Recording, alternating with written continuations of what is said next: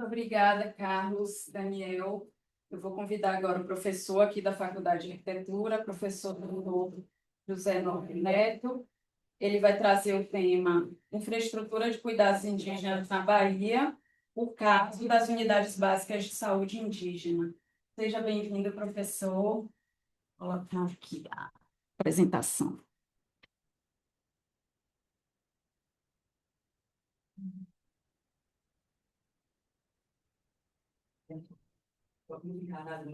Tá, para cá, para aparecer na tela, só vou acionar.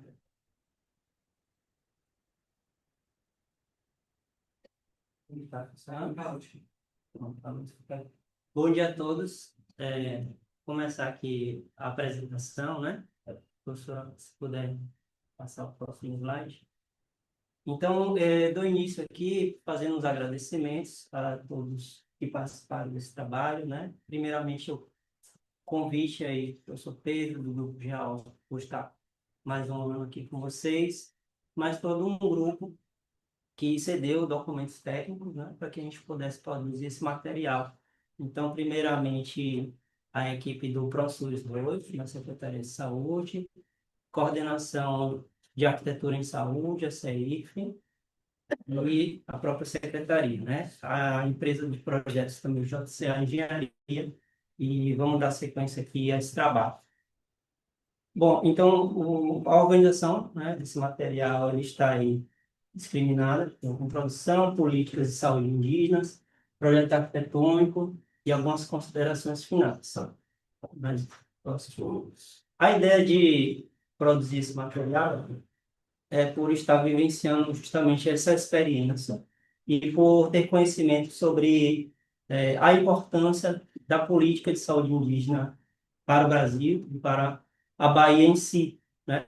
Então, a gente é a segunda maior população indígena do Brasil, país, e a gente tem cerca de 25 mil indígenas. Então, a ideia é realmente pensar em programas que possam atender essas comunidades, né? E acredito que a Bahia está sendo pioneira por investir nessa infraestrutura física. São cerca de 114 milhões destinados para o programa dos UBS e unidade indígena, mas o montante chega a ser próximo de 200 milhões em toda a rede. Então, eu trago alguns temas aqui, que é exatamente a arquitetura para o cuidado, né, da saúde indígena, a identificação de algumas ações que ocorrem no Ministério da Saúde, no cenário nacional, e essas experiências formuladas pelo ProSUS, que é um programa da Bahia, né, e é a partir de 2023. O total são 38 edificações a serem criadas. Então, vou falar um pouquinho das edificações existentes, mas o mote seria exatamente trazer como é o perfil dessas unidades. Podemos seguir.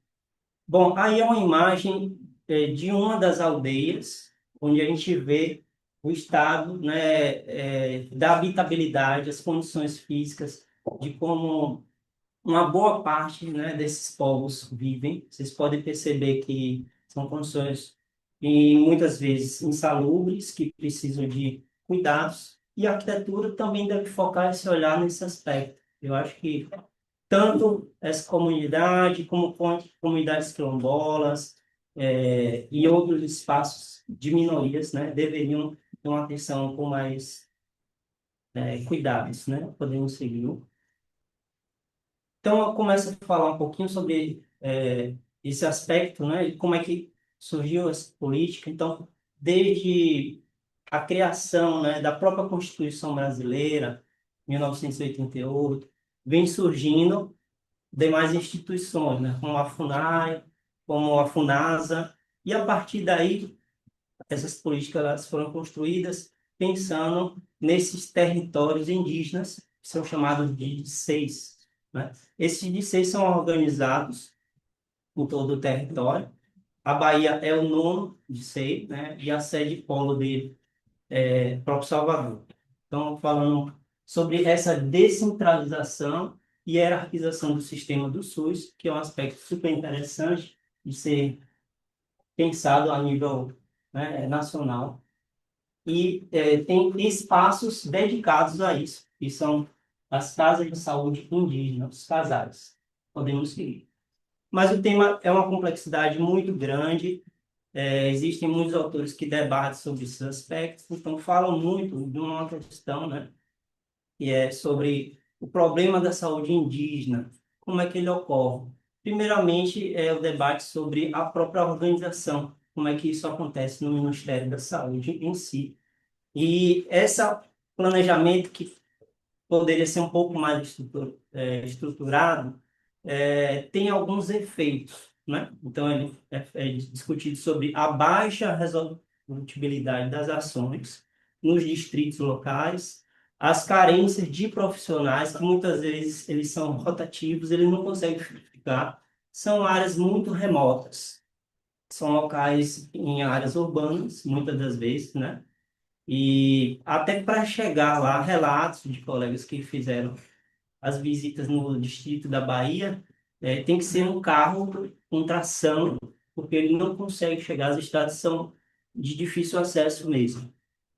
Então, para o profissional ir até esse local, há essa dificuldade. Tem também a questão de falta de recursos necessários para investimento nessa infraestrutura de saúde, falta de integração entre o sistema de comunicação, de modo que ele seja um pouco mais eficaz, e carência de equipamentos, de materiais nas próprias unidades de saúde. Podemos seguir. Então, trazendo sobre esse aspecto da política e a saúde indígena, né, queria trazer aqui para vocês, no próximo slide, que o Distrito Sanitários Especiais Indígenas é a unidade, né, gestora descentralizada do subsistema de atenção à saúde indígena.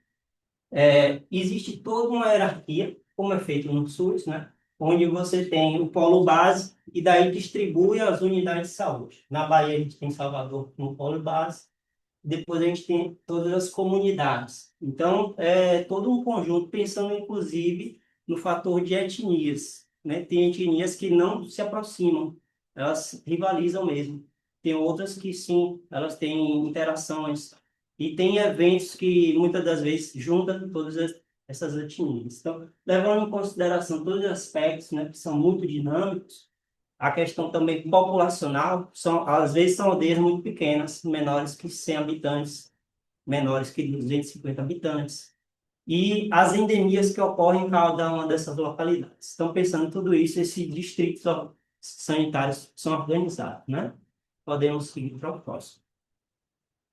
Então, estabelece-se essa questão da estrutura do CESAI, que é a própria secretaria que cuida desses aspectos, e ele tem uma série de estruturas acopladas, né? Então, desde os projetos ambientais, a atenção primária, o distrito sanitário, a coordenação e planejamento do orçamento e a coordenação geral. Eu vou me concentrar aqui na apresentação de hoje sobre o aspecto da atenção primária, que é a unidade básica de saúde.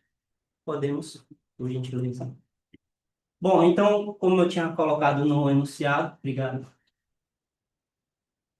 Temos aqui, né, o Brasil com 34 de 6, que são esses distritos. A Bahia é o nono, nesse caso, né? Salvador é o município sede. E do total a gente tem 130 aldeias, 27 etnias, né? Uma população total de 35 mil habitantes, em 160 mil quilômetros, né, quadrados.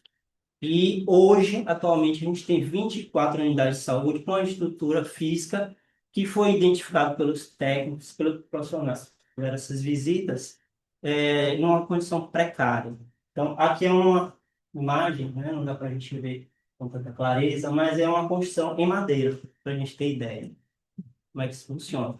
E aí estabelece essa diretriz, que é uma política nacional, depois a política estadual. A CESAB é precursora nesse sentido e pensa-se, né, em como fazer o investimento. Então, o investimento do Banco Mundial de Saúde, perdão, Banco Mundial, né, com investimento na saúde. Podemos para o próximo. Esse mapa é bem interessante porque a gente vê a distribuição dos distritos, percebe-se que a localidade norte, centro-oeste e sul, ela tem uma parcela maior, né? São mais concentrados. E nas regiões nordeste e sudeste é mais esparso. Mas a Bahia tem uns corredores aqui, onde a gente consegue visualizar e vou mostrar para vocês onde foram implantadas ou quais foram os espaços, né, programados para esse tipo de atividade. Podemos seguir. Dentro de toda essa questão da Secretaria de Saúde, o CESAI, né, indígena, existem esses aspectos aqui, que é a Casa de Saúde Indígena, CASAI, a Unidade Básica de Saúde. Então, esse foi um tema que foi explorado, está sendo construído um artigo científico nesse sentido, né, para a gente trazer à tona, revelar todos esses detalhes dessa apresentação. O polo básico e o distrito especial. Existe uma série de normas, requisitos técnicos direcionados para a saúde indígena, mas essa em específica é a portaria número 1317, de 3 de agosto de 2017. Próximo. E, no segundo documento, né, que eu acho super pertinente, que é a portaria número 1801, de 9 de novembro de 2015, ela estabelece três tipos, né, de unidades básicas, tipo 1, 2 e 3, sendo que a 1 ela se concentra em população de referência de 50 a 250 indígenas, e até 2 horas de acesso fluvial ou terrestre. Esse é um dos grandes limitadores, né, para que consiga realmente a equipe estar próximo, manter uma regularidade. A própria execução dessas obras tem um grau de dificuldade maior e onera, inclusive, com relação a espaço nas áreas urbanas. A tipologia tipo 2, né, para a população entre 251 e 500 indígenas. Então, a gente consegue começar a perceber como eles se organizam em si também, né? Até 1 hora por meio de acesso fluvial ou terrestre. E o tipo 3, né, a populações superiores a 501 indígenas, com até 3 horas por meio de acesso fluvial terrestre, mas aí já tem um atendimento mais especializado. É um OBS, né, que tem uma infraestrutura física maior. Pronto. Então, trazendo aí essas questões, né, da própria legislação em saúde, é definido o programa arquitetônico para essas unidades. Dentro da tipologia 1, 2 ou 3, estabelece as atividades, que elas se concentram desde educação em saúde, atendimento aí em várias esferas, consultas em geral, promoções, inclusive do tema anterior da professora Patrícia, né? Cuidados com a tuberculose, tem um requisito específico nesse caso, e a telesaúde, entre outros aspectos. Mas o programa base seria a assistência, recepção de espera, assistência, consultório, odontologia, curativos, vacina, cuidados pré-diabéticos. E ambientes de apoio que não são dispensáveis. Então, no mínimo, farmácia, central de materiais esterilizados e outros. Podemos seguir. Falando aqui dessa programação, como é que ela foi realizada. Então, foi construída política está em fase de implantação, né? E aí é feito todo um roteiro, tem um protocolo, inclusive o Banco Mundial, ele acompanha tudo isso, né? Então, as audiências públicas são um grande mote. É preciso escutar muito o que é que eles precisam, as demandas, necessidades, os agentes epidemiológicos que estão no local diariamente, né? Constrói essas necessidades todas e desenvolve toda a parte de projeto e orçamento. Então, volta-se para o próprio local, para as aldeias, para as comunidades, faz essa devolutiva, novas escutas para fazer uma retroalimentação desse projeto. Desenvolve-se a etapa dos executivos de arquitetura em complementares, publicação de editais e a própria licitação e execução de obra. Então, seria um pouquinho dessa rotina, né? Aqui trago algumas fotos, são registros reais, né, das equipes chegando nesses territórios. Esse é um dos territórios no sul da Bahia. Então, vocês podem ver aqui que são regiões, né, estradas dessa modalidade, em barro mesmo. Então, carros um pouco mais robustos, né, são picapes, só consegue chegar nesse local. E os momentos de encontro, de reunião, né, como eu disse, tem também essa forma de organização. Quem roda, eles conversam de uma forma abertamente. Tem as lideranças locais, então realmente tem todos esses cuidados, né, de como chegar, com quem, quais são as equipes nesse aspecto. Próximo. E uma das audiências públicas registradas aqui, né, quando é evolutiva do projeto, e todos eles opinam. Olha, isso aqui é interessante, isso não funciona, e refaz o que for necessário nesse sentido, né? Podem seguir. Bom, mas foi registrado aqui, né? Pelo menos 17 municípios, né? Onde serão implantados, e 13 etnias indígenas. Então, a gente recebe aqui mais ao norte, próximo de Juazeiro, Paulo Afonso, e mais ao sul, próximo de Porto Seguro e regiões africanas. Isso é próximo. Ok.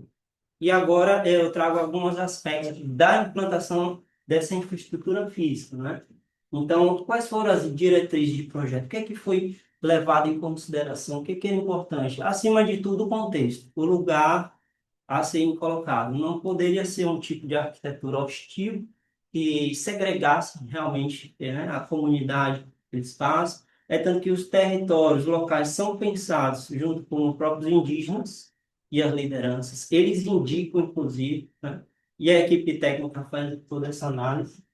Então, aqui é uma das regiões, que é a aldeia de Marcação, a delimitação desses lotes, mas entre as diretrizes, né, um sistema de coberturas, uma forma de construir mais simplificada, e precisa também trazer os próprios indígenas para a execução. Então, eles são convidados e participam desse processo. Diretrizes de conforto ambiental, o máximo de ventilação e iluminação naturais, que foi um tema também trazido aqui pelas bolsistas, né? Sendo que tem requisitos, né, da norma de saúde que precisa de climatização. Então, dentro das possibilidades, tem ventilação cruzada.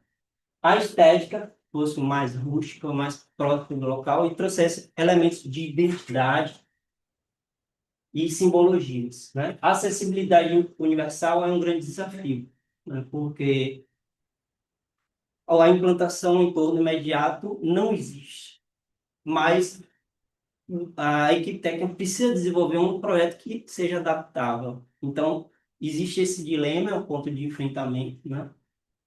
E as tipologias que deveriam ser seguidas, tipologia tipo um e tipo 2. Podemos seguir.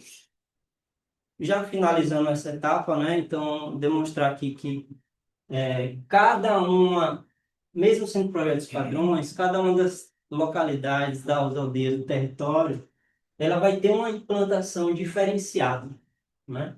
Porque os lotes são diferentes, muda a topografia, muda as condições de entorno, de acesso, de limites. Então, esse é um desafio também. Mas, em termos de áreas, 184 metros do tipo um e 282 do tipo 2. Próximo. Mais um exemplo aí de implantação, né? Podemos seguir. E em termos de projeto, né, o tipo um ele tem esse partido que é pavilionar e é acoplado a uma varanda, de fato, né, uma varanda que é uma integração, que ela pode funcionar aqui de uma forma mais flexível junto com a recepção e espera para ações de educação e de saúde. Então, esse foi um dos aspectos, inclusive, da concepção original, né? Então, de ter toda essa ampliação, integração externa e com externa. Internamente, segue exemplo de padrões do Ministério da Saúde, mas com um certo nível de adaptações. Então, corredor duplamente carregado, nessa tipologia, ambientes assistenciais, consultório, odonto, sala de vacina e imunização, cuidado de pré-diabéticos, e o restante são ambientes de apoio. Um aspecto interessante que foi visualizado nesse projeto é que tem um espaço físico destinado para os agentes de saúde.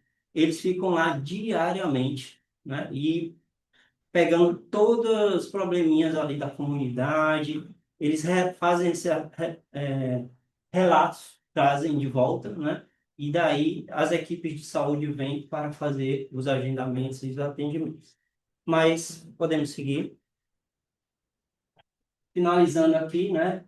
Um corte transversal e a fachada principal, mostrando que essa unidade ela pode crescer um pouquinho, chegando ao tipo 2. Podemos seguir. Então, existe também essa questão de flexibilidade e modulação, o tema da palestra de ontem à noite também, né? Então, ela pode ser ampliada, o tipo 1 para o tipo 2, ou, a depender da necessidade, pode ser implantado diretamente o tipo 2, tá? Próximo. Vamos finalizar, tá? Próximo. Aqui são duas imagens, só para ilustrar que existe em cada aldeia uma forma de simbologia de expressão da comunidade, isso é trazido, né, nesse tipo de modelo. Os brises, como foi falado também, podemos seguir. E ele tem esse aspecto, né? Não é uma versão final, porque existe todo um projeto executivo, mas é uma modelagem que foi passada nas audiências para essa população. Podemos seguir. E eu queria, nas considerações, trazer alguns pontos que eu acho super relevantes, próximo, que, assim, existe toda essa questão que foi levantada aqui, né, que é um problema de orçamento do Ministério da Saúde relacionado à Secretaria Indígena e de organização em si. Esse é um aspecto que muitas vezes destrava, e o território brasileiro é muito grande também nesse aspecto. Mas temos essa distribuição espacial das unidades de saúde na Bahia, que ela está indo diretamente em locais que têm uma infraestrutura super deficitária. Eu falei de exemplo de construções em madeira ainda hoje, né? Novos projetos estão surgindo, tentando atender essas necessidades. Existe nova possibilidade de projetos para outros tipos. Então, eu falei da UBS, mas tem postos de vacina, tem outros que contemplam questões relevantes também. E eu acho que é super interessante levar em consideração também outras minorias, como eu falei, o exemplo de quilombolas, negros, e eles têm um problema específico, né, que é a anemia falciforme. Então, acho de uma relevância muito grande, levando todas essas questões de orçamento que está sendo destinado, de uma população de mais de 25 mil habitantes, né, que ela não pode ser esquecida. Inclusive, na Universidade Federal, a gente vê a cada semestre, a cada ano, a chegada dessa etnia, né, que deve ser abraçada e deve ser acolhida e fazer com que eles também tenham todos, vamos dizer assim, as políticas implantadas de fato, né? Então, mas eu queria agradecer a todos e finalizando aqui com as referências do próximo slide, né, que estão todas contempladas e possivelmente uma publicação de artigo posterior, tá bom? Então, muito obrigado.